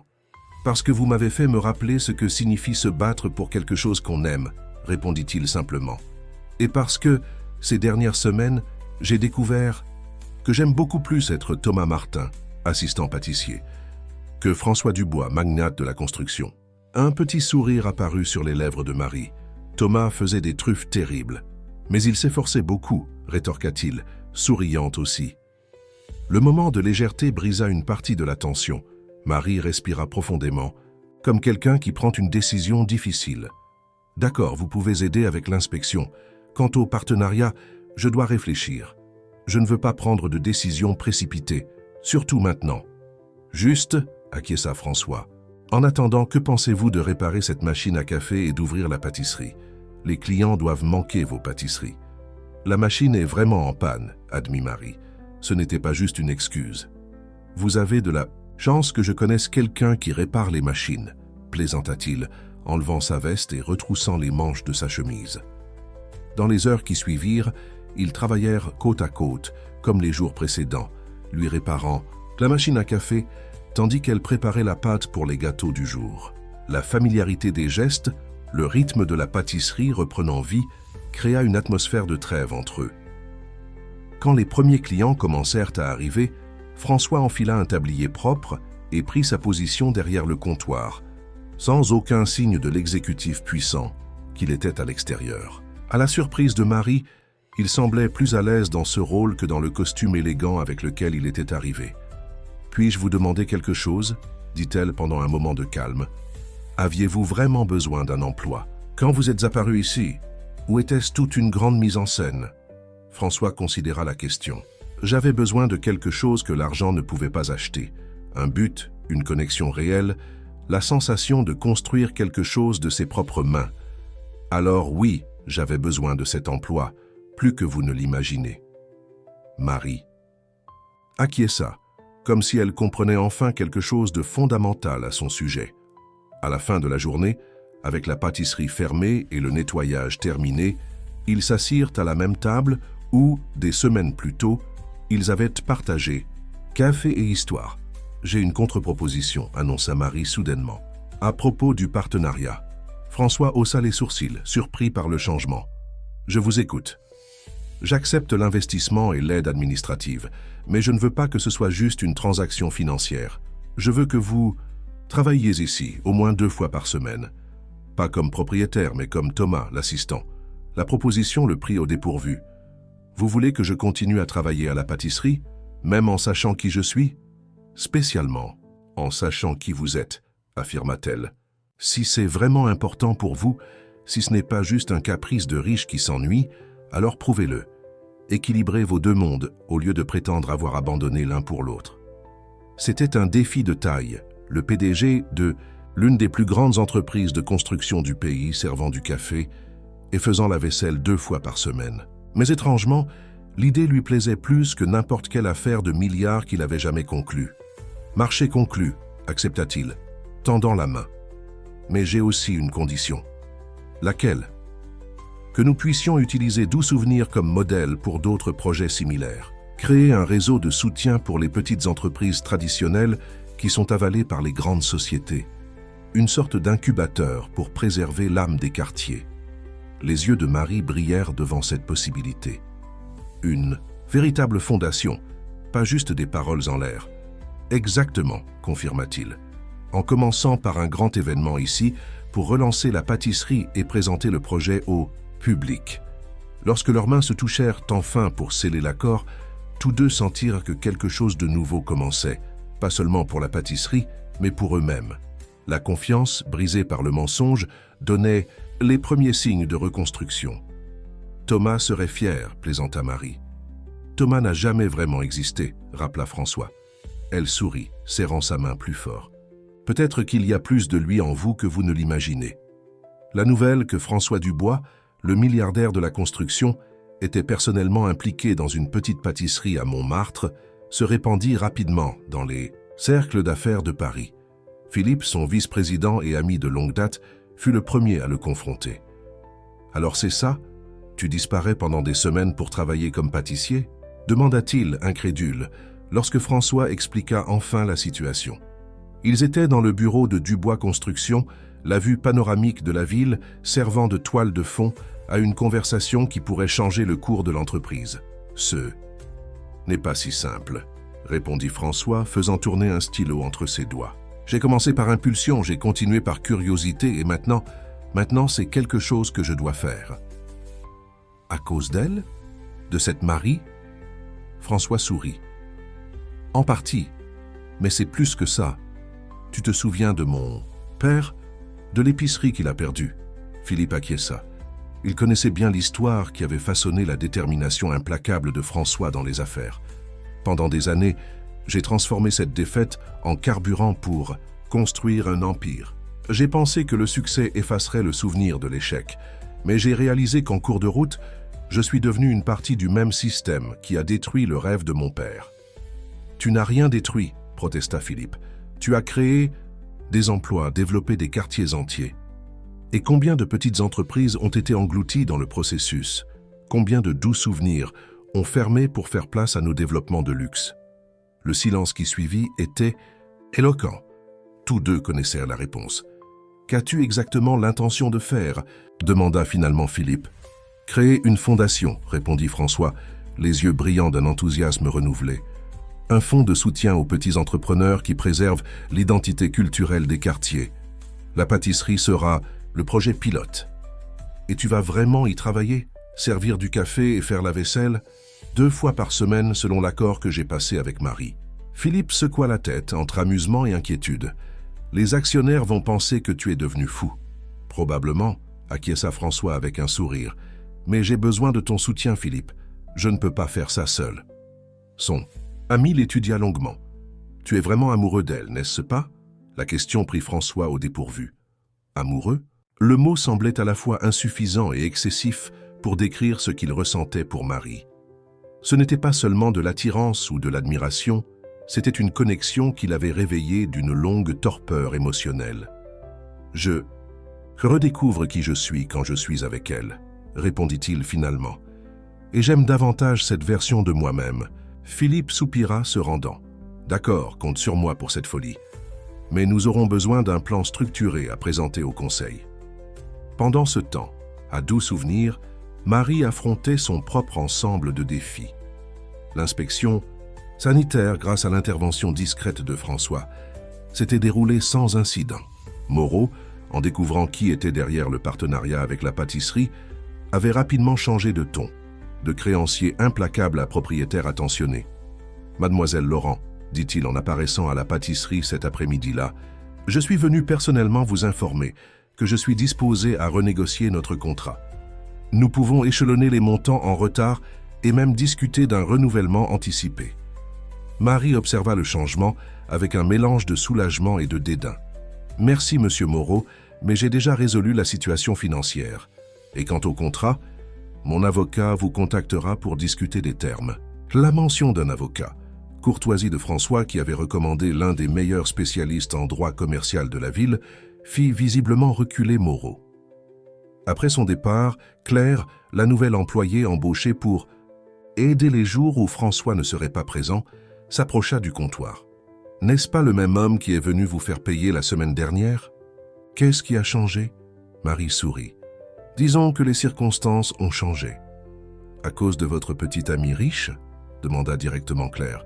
« Tout le monde parle de comment François Dubois apparaît ici, en tablier. »« Il n'est pas mon petit. »« Ami ?» corrigea rapidement Marie. « C'est un associé. Un associé qui passe des heures à décorer des petits gâteaux et vous regarde comme si vous étiez la dernière goutte d'eau dans le désert, » observa Claire avec un sourire malicieux. « Je vois. » Marie sentit son visage rougir. C'était vrai que la dynamique entre elle et François avait subtilement changé ces derniers jours. La douleur initiale causée par le mensonge cédait progressivement la place à une compréhension plus profonde des motifs qui l'avaient conduit à ce déguisement. Il y avait encore des réserves. Bien sûr, faire entièrement confiance prendrait du temps, mais elle ne pouvait nier la connexion qui persistait entre eux. Le soir, après la fermeture, François apparut avec un dossier de documents sous le bras et un sourire enthousiaste. « J'ai des nouvelles », annonça-t-il posant le dossier sur la table. « Philippe a adhéré à l'idée de la fondation. Nous élaborons les statuts et le plan d'action. » Marie examina les documents préliminaires, études de faisabilité, projections financières, modèles de contrat de partenariat avec de petites entreprises. « Vous prenez vraiment cela au sérieux », commenta-t-elle, surprise par le niveau de détail. « Je n'ai jamais été aussi sérieux de ma vie », confirma-t-il, « et je veux que vous fassiez partie intégrante du projet, pas seulement comme bénéficiaire, mais comme directrice du programme d'alimentation et d'accueil. » La proposition l'a pris au dépourvu. « Moi ? Mais je n'ai pas d'expérience avec ce type de gestion. »« Vous avez toute l'expérience qui compte, » rétorqua François. « Vous connaissez intimement les défis de maintenir une petite entreprise. Tant vie. Vous savez identifier ce qui a une âme et ce qui n'est qu'une façade. C'est exactement le regard dont nous avons besoin. » La confiance qu'il plaçait en elle était à la fois effrayante et stimulante. C'était comme si François voyait des potentiels qu'elle-même ne reconnaissait pas. « Et la pâtisserie ?» demanda-t-elle, préoccupée. « Elle restera votre priorité. La fonction à la fondation serait consultative initialement. Et bien sûr, Doux Souvenir serait la carte de visite du projet. L'exemple vivant qu'il est possible de préserver, la tradition sans renoncer à la viabilité économique. » Tandis qu'ils discutaient des détails, Marie remarqua comment François oscillait naturellement entre l'homme d'affaires stratégique et l'homme sensible qu'elle avait connu comme Thomas. C'était fascinant d'observer ces facettes coexister. Le milliardaire qui maîtrisait les tableurs et les contrats, et le pâtissier amateur qui était encore fier quand une truffe sortait parfaitement. « Je pensais, » dit François, changeant de sujet, à organiser un événement de relancement de la pâtisserie. Quelque chose qui marquerait le début de cette nouvelle phase et servirait aussi à présenter la fondation au public. « Quel genre d'événement ? Un festival de pâtisserie traditionnelle française, suggéra-t-il, les yeux brillants, à cette idée. Nous pourrions inviter d'autres petits producteurs artisanaux, transformer la rue en un grand espace de célébration de notre culture gastronomique. » Son enthousiasme était contagieux. Marie se sentit enveloppée par la vision que François dessinait, la pâtisserie non seulement survivant, mais devenant un catalyseur de transformation pour d'autres entreprises similaires. « Nous aurions besoin d'autorisation de la mairie pour utiliser la rue », réfléchit-elle, pensant déjà aux aspects pratiques. « Laissez-moi m'en occuper », sourit François. « Je connais quelques personnes qui peuvent accélérer le processus. » Dans les semaines qui suivirent, le partenariat entre eux s'épanouit à plusieurs niveaux. La pâtisserie subit une rénovation subtile qui préserva son charme d'origine, mais modernisa l'équipement et améliora l'espace. Les nouvelles stratégies de marketing, incluant une présence active sur les réseaux sociaux, commencèrent à attirer un public plus diversifié. François respectait fidèlement son engagement de travailler à la pâtisserie 2 fois par semaine. À la surprise des employés de Dubois Construction, il n'était pas rare de voir le PDG quitter des réunions importantes pour accomplir son service à Montmartre. Au début, la presse traita le fait comme une excentricité de milliardaire, mais bientôt l'histoire derrière l'initiative commença à captiver l'imagination du public. Le festival Doux Souvenir, programmé pour un dimanche ensoleillé de printemps, prenait rapidement forme. 20 petits producteurs de différentes régions de France furent invités à participer, chacun apportant des spécialités qui racontaient des histoires de leur communauté.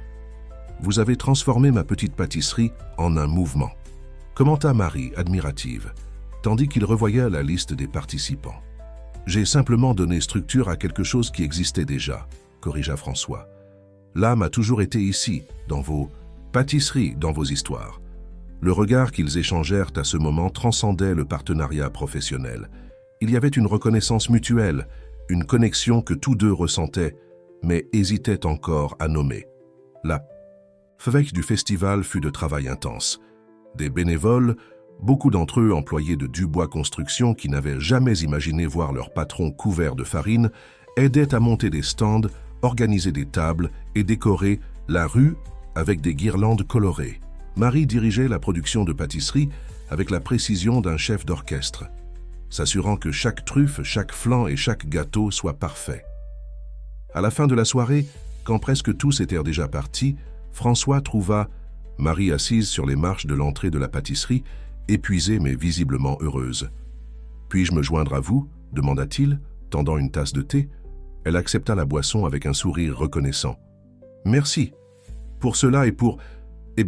pour tout. » Assis à côté d'elle, François contempla la rue transformée.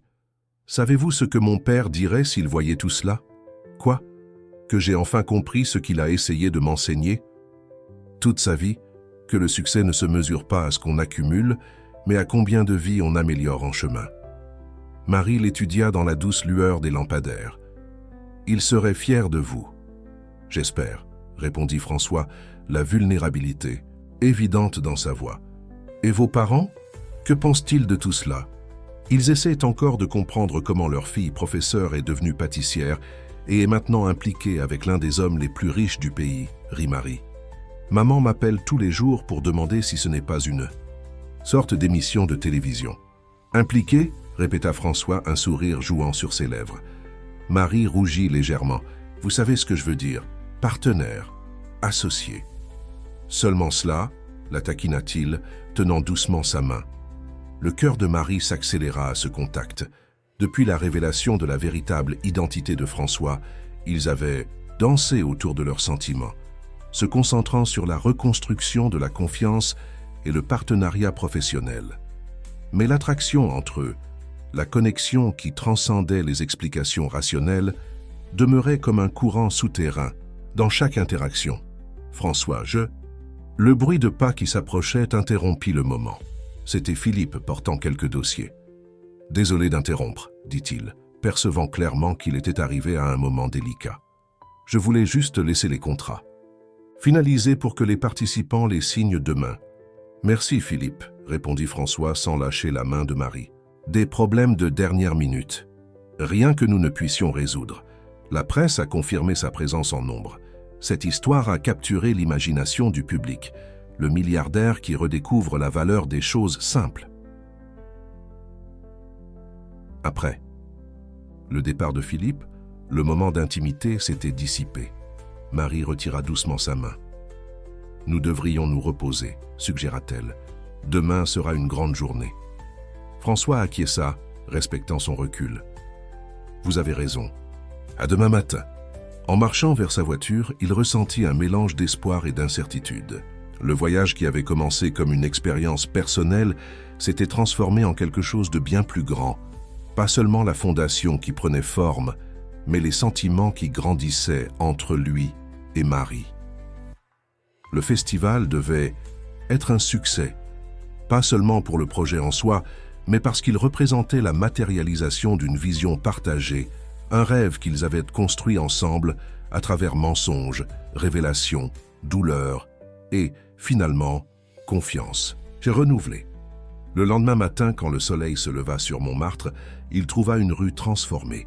Des stands colorés s'alignaient des deux côtés, chacun représentant un petit producteur avec sa spécialité. Des guirlandes dansaient dans la brise douce du printemps, et l'odeur de sucre caramélisé emplissait l'air. Au centre de tout, doux souvenirs brillaient comme un phare. La façade fraîchement peinte conservait son charme d'origine, mais arborait maintenant un nouveau logo. Le même dessin, mais avec des couleurs plus vives et l'ajout d'une petite signature. Préserver les traditions, créer des futurs. Lorsque François arriva, déjà vêtu du tablier de la pâtisserie, il trouva Marie donnant les dernières touches à la décoration de la vitrine. Pendant un instant, il l'observa sans annoncer sa présence. La concentration sur son visage, la grâce de ses mouvements, la passion évidente dans chaque détail qu'elle ajustait. Comment n'avait-il pas réalisé avant à quel point il était amoureux ? « Bonjour », dit-il finalement, s'approchant. « Prête pour le grand jour ?» Marie se retourna et son sourire illumina tout l'environnement. « Jamais je... Anne était aussi nerveuse et excitée en même temps. « Ce sera parfait, assura-t-il, parce que c'est réel, c'est authentique, comme vous. » Ses yeux brillèrent d'émotion contenue. « Comme nous, » corrigea-t-elle doucement. Le moment fut interrompu par l'arrivée des premiers participants et bénévoles. Bientôt, la rue bouillonnait d'activités. Fours portables allumés, pâtes préparées, décorations finalisées.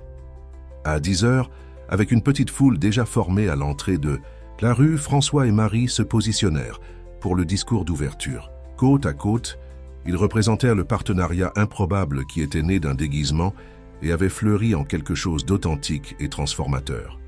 « Mesdames et messieurs », commença François, sa voix se projetant sur la foule, « bienvenue au premier festival Doux Souvenirs. Cet événement célèbre non seulement l'incroyable gastronomie française, mais aussi les histoires derrière chaque recette, chaque petite entreprise qui préserve des traditions transmises de génération en génération. » Marie continua, la voix initialement tremblante d'émotion, mais gagnant en force. « Quand j'ai ouvert Doux Souvenirs, c'était juste moi et les recettes de ma grand-mère. Un petit rêve, mais authentique. Aujourd'hui, grâce à un partenariat inattendu, ce rêve s'étend pour soutenir d'autres entrepreneurs qui, comme moi, luttent pour maintenir vivantes nos traditions culinaires. » Les regards qu'ils échangèrent à ce moment transmettaient bien plus que les mots ne pouvaient exprimer. C'était une reconnaissance du chemin parcouru, des barrières surmontées, de la confiance reconstruite. « Je déclare officiellement ouvert le festival Doux Souvenirs », annoncèrent-ils ensemble, coupant le ruban inaugural. La foule applaudit avec enthousiasme et le festival prit vie. Tout au long de la journée, des milliers de personnes passèrent par les stands, goûtant des délices de toutes les régions de France. La pâtisserie de Marie, centre de l'événement, pouvait à peine répondre à la demande, avec des files qui s'étendaient sur le trottoir. Des journalistes circulaient dans l'espace, interviewant les participants et captant l'essence de l'événement. L'histoire de François et Marie, le milliardaire qui s'était déguisé en travailleur ordinaire et avait fini par trouver un objectif plus grand, était devenu l'angle favori de la couverture médiatique. « Monsieur Dubois », demanda une journaliste, « qu'est-ce qui vous a motivé à vous impliquer si personnellement dans une petite entreprise comme Doux Souvenirs ?» François regarda Marie qui servait des clients à quelques mètres de distance. « Disons que je suis venu chercher quelque chose que l'argent ne peut pas acheter, et j'ai trouvé beaucoup plus que ce que j'espérais. » La réponse énigmatique ne fit qu'alimenter la curiosité de la presse, transformant le festival en l'un des événements les plus commentés sur les réseaux sociaux ce week-end-là. À la tombée de la nuit, avec les lumières décoratives s'allumant automatiquement, le festival atteignit son apogée. Un petit orchestre s'installa au centre de la rue, jouant des musiques françaises qui complétaient l'atmosphère de célébration. Au milieu de la foule, François trouva Marie observant tout avec des yeux émerveillés. « Nous avons réussi », dit-elle, la voix étranglée par l'émotion. « Nous avons vraiment réussi. Ce n'est que le début, promit-il, prenant ses mains dans les siennes. La Fondation a déjà reçu plus de 100 inscriptions de petites entreprises intéressées par le programme. Philippe est enthousiaste quant aux possibilités. « Et nous ?» demanda Marie soudainement, les surprenant tous deux par sa franchise. « Que se passe-t-il après que les lumières du festival s'éteignent ?» La question flotta entre eux, chargée de signification et de possibilités. François savait que sa réponse définirait non seulement l'avenir de leur relation, mais aussi le cours que sa propre vie prendrait à partir de là. Un mois après le festival, Doux Souvenirs s'était transformé, pas seulement physiquement, avec des équipements modernes harmonieusement intégrés au charme rustique d'origine, mais dans son essence et sa portée. La petite pâtisserie de Montmartre symbolisait maintenant quelque chose de plus grand, un mouvement de préservation culturelle à travers l'entrepreneuriat conscient. Marie ouvrit les portes ce mercredi matin avec le même dévouement que toujours, mais une nouvelle lueur dans les yeux. L'agenda du jour incluait non seulement le service régulier, mais aussi une réunion avec le premier groupe de pâtissiers artisanaux sélectionnés pour le programme de mentorat de la nouvelle fondation Racine. « Bonjour, Madame Dubois », salua joyeusement la dame âgée qui, comme tous les matins, était la première cliente. « Le pain au chocolat sort tout juste du four. »« Bonjour, ma chère. Où est votre charmante associée aujourd'hui ?» demanda la dame avec un sourire malicieux. Marie rougit légèrement. François vient cet après-midi. Ces jours de mentorat, vous vous souvenez? La relation entre eux était devenue le sujet favori des clients habituels.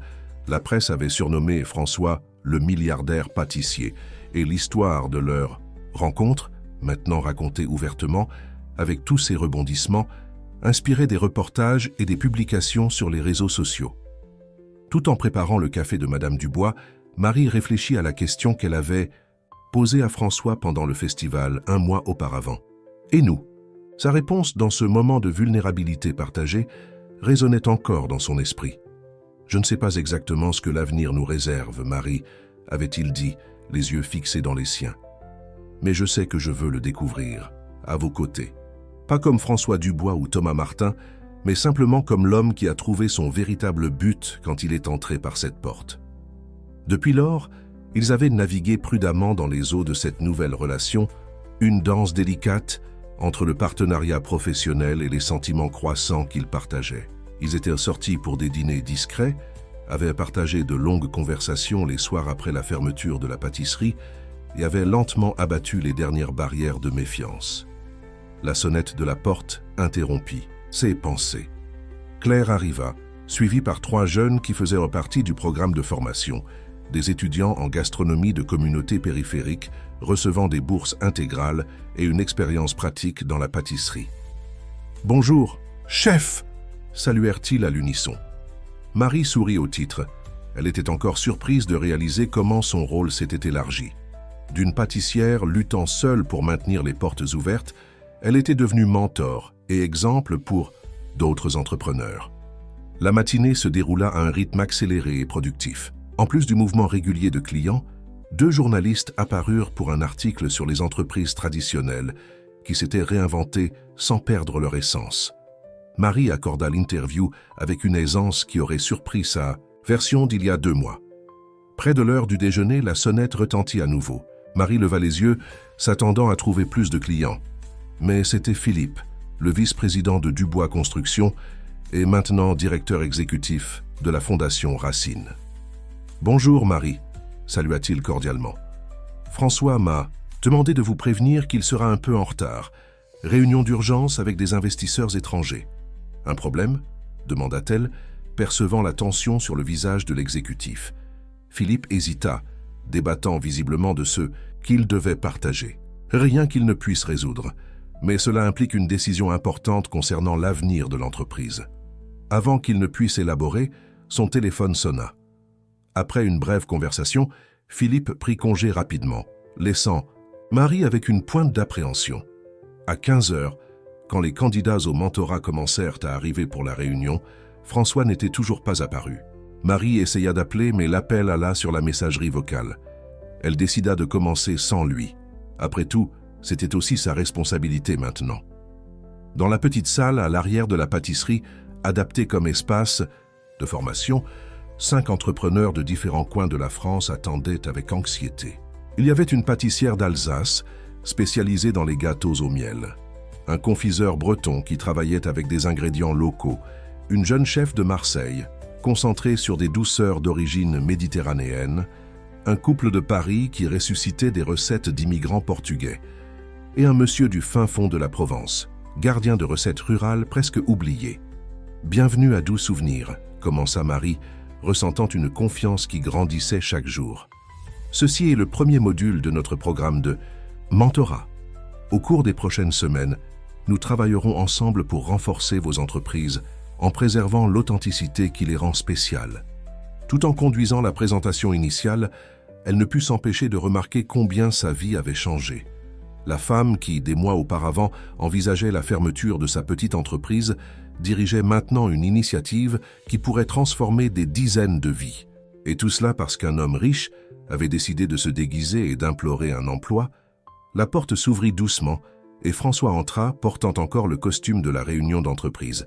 Ses yeux rencontrèrent immédiatement ceux de Marie, transmettant une demande silencieuse d'excuses pour le retard. Elle répondit par un petit sourire de compréhension. « Désolé pour le retard », dit-il, se présentant aux participants. « Circulation parisienne, vous comprenez. » La réunion se poursuivit avec François complétant les explications de Marie sur le programme. Ensemble, ils formaient un duo harmonieux, elle apportant l'expérience pratique et la sensibilité aux traditions culinaires, lui contribuant avec des connaissances en gestion et une vision stratégique du marché. L'objectif n'est pas de transformer vos entreprises en grandes sociétés, expliqua François. C'est de les rendre durables et résilientes, pour qu'elles puissent continuer à raconter leurs histoires à travers les saveurs pendant de nombreuses générations. À la fin de la session, lorsque les participants se séparèrent, animés par les possibilités qui s'ouvraient, Marie remarqua que François restait pensif, presque distant. « Tout va bien ?» demanda-t-elle quand ils furent seuls. Philippe a mentionné une réunion difficile. François soupira, desserrant sa cravate. « Nous devons parler, Marie, de l'avenir. » Le ton sérieux l'inquiéta. « Quelque chose est arrivé à la Fondation ?»« Non, la Fondation est plus forte que jamais, assura-t-il. Il s'agit de Dubois Construction. J'ai reçu une offre d'achat. Un conglomérat international veut acquérir toute l'entreprise. La nouvelle l'a pris au dépourvu. Et vous envisagez de vendre ? J'envisage toutes les options, répondit-il, prudemment. C'est une offre généreuse, et cela me permettrait de me consacrer entièrement à la Fondation. Marie l'étudia, essayant de lire entre les lignes. Il y avait quelque chose de plus dans cette histoire, quelque chose qu'il hésitait à partager. « François, soyez honnête avec moi. Que se passe-t-il vraiment ?» Il la regarda longuement, comme s'il prenait une décision interne. Finalement, il tendit la main. « Venez avec moi, je veux vous montrer quelque chose. » Intriguée, Marie le suivit jusqu'à sa voiture. Durant le trajet à travers le centre de Paris, François resta silencieux, répondant vaguement aux questions d'elle sur leur destination.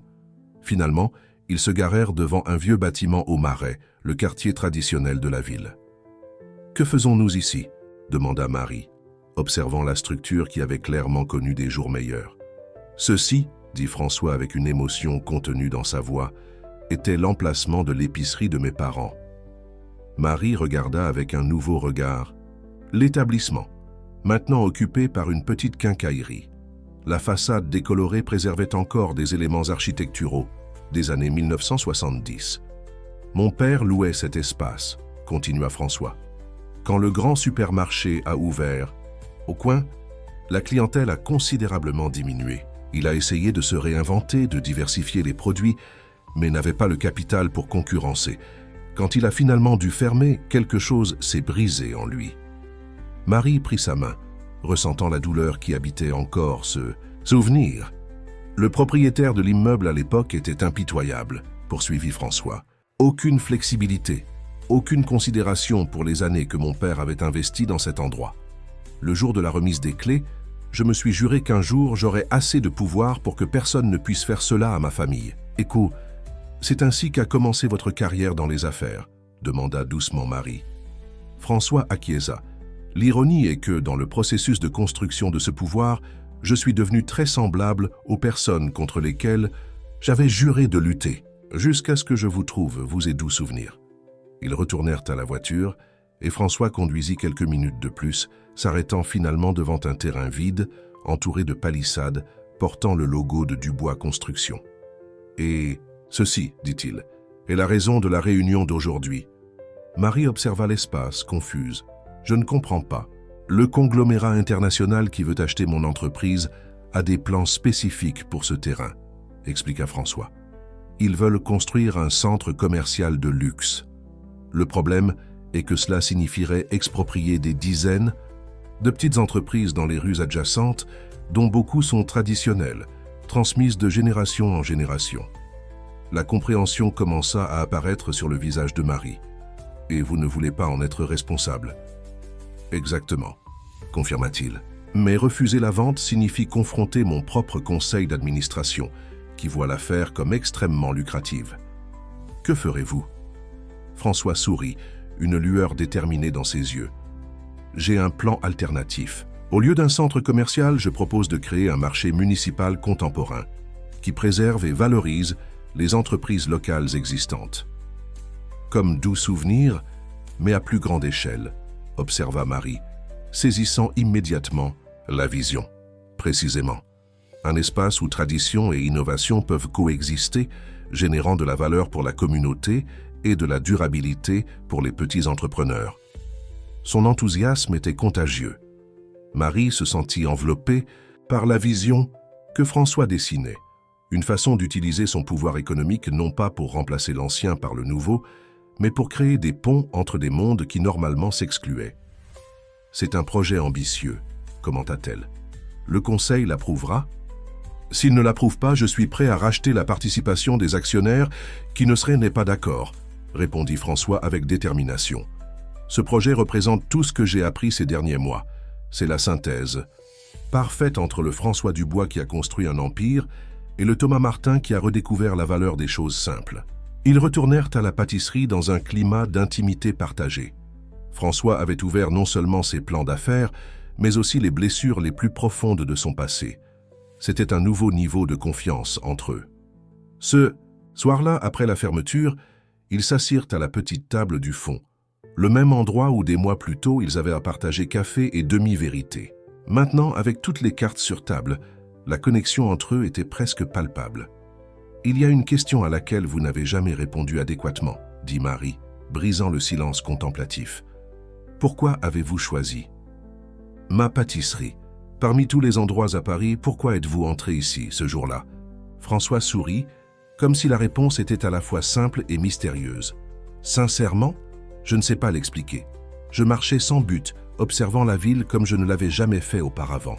Quand j'ai vu l'enseigne Doux, souvenir, quelque chose a résonné. Peut-être parce qu'à ce moment-là, je cherchais moi-même à me reconnecter avec mes propres souvenirs. » Marie l'étudia, fascinée par le voyage qui les avait amenés jusque-là. « Et si j'avais refusé de vous donner l'emploi ?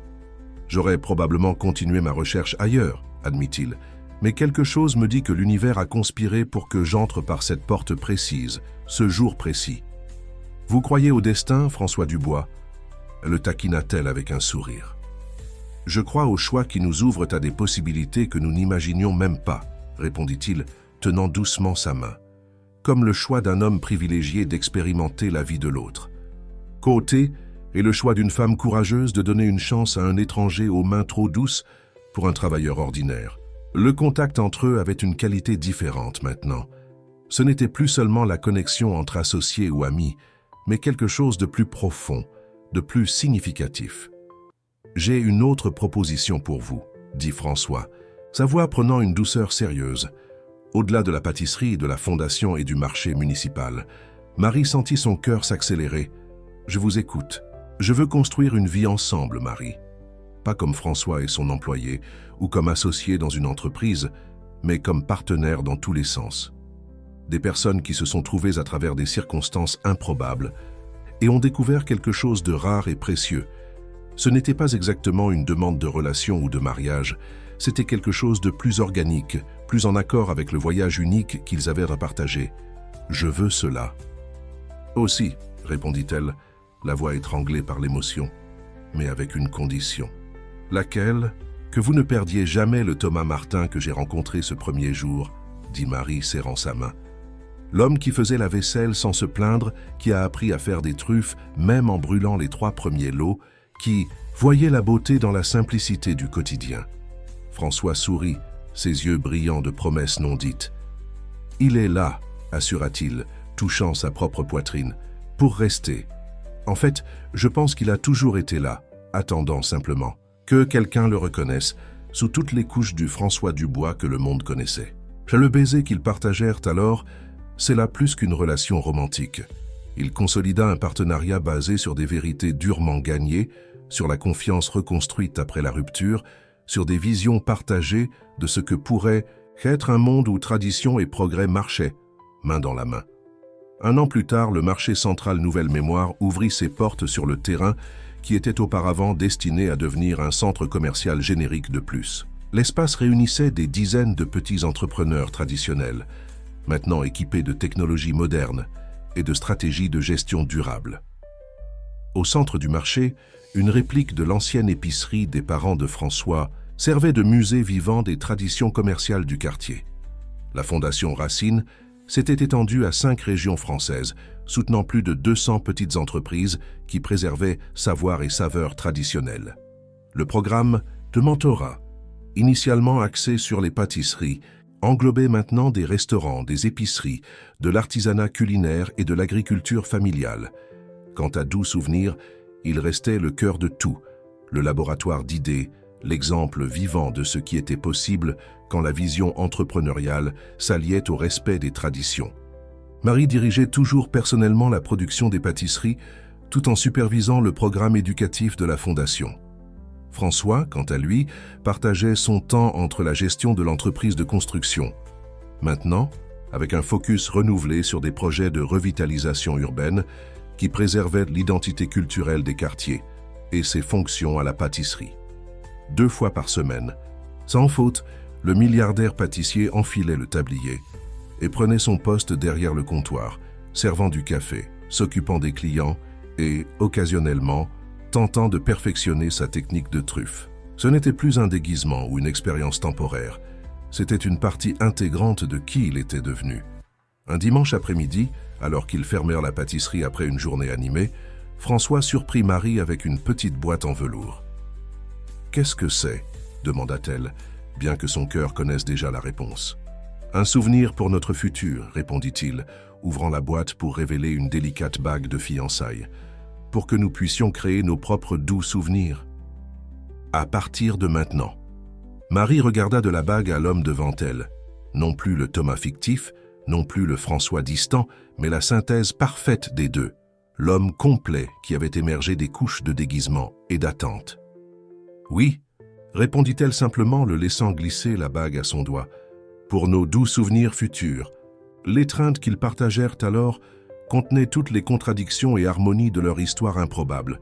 Le riche et la battante, le puissant et la résiliente, l'homme qui avait faim d'être ordinaire et la femme qui s'était avérée extraordinaire. À la fin, ce qui avait commencé comme un déguisement s'était révélé être le chemin vers la plus profonde authenticité. Et la pâtisserie qui avait failli fermer ses portes